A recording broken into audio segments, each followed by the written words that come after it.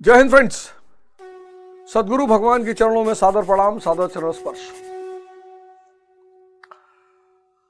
बहुत लोग बड़े परेशान हैं, बड़े चिंतित रहते हैं कि यार अवध ओझा तुम कब गीता पढ़ लिए और तुमको गीता कैसे समझ में आ गई और तुम कैसे गीता पढ़ा रहे हो।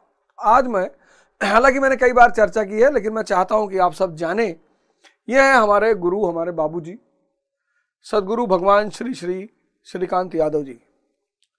इन्होंने जो भी मैं आपको पढ़ा रहा हूं, जो भी, ये सब इनकी देन है। ये हमारे धर्मेंद्र भाई हैं जो बाबूजी की निरंतर सेवा में रत रहते हैं, इलाहाबाद में रहते हैं, जो मैं बैठा हुआ हूं। इन्होंने यथार्थ गीता की एक एक लाइन, वो जो पिछली बार मैंने आपको बताया ना, इष्ट का सुमिरन, वो बहुत बड़ा फॉर्मूला, 1 लाख करोड़ का फॉर्मूला। तो ये हमें कैसे सुनाते थे उस फॉर्मूले को? कहते थे देखो यार, 2-3 तरीके हैं भगवान को पाने के। एक तरीका है सेवा करना, सेवा, जिस पर ये बार बार हम जब भी जाते हैं, जब भी इनके साथ बैठते हैं, कहते हैं सेवा।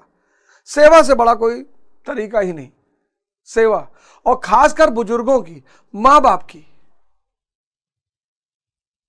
बाबूजी का सबसे बड़ा बल है सेवा पे, सेवा।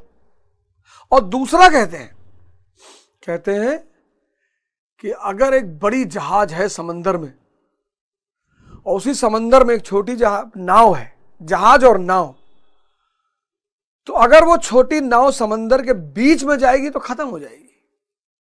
हो सकता है तट से थोड़ी दूरी पे जाके ही खत्म हो जाए, लेकिन अगर उस नाव को उस पार जाना है तो उस नाव को उस बड़ी जहाज में बांध दिया जाए। यही है उनका वो सिद्धांत, इष्ट चिंतन। अब मैं समझा, वो जब कहते हैं ना इष्ट चिंतन, इष्ट चिंतन, इष्ट चिंतन, सूत्र है ये। या तो आप विषय चिंतन कर लो और या इष्ट चिंतन कर लो। बड़ा प्यारा शब्द है इष्ट। इष्ट मतलब जिसे आप चाहते हो,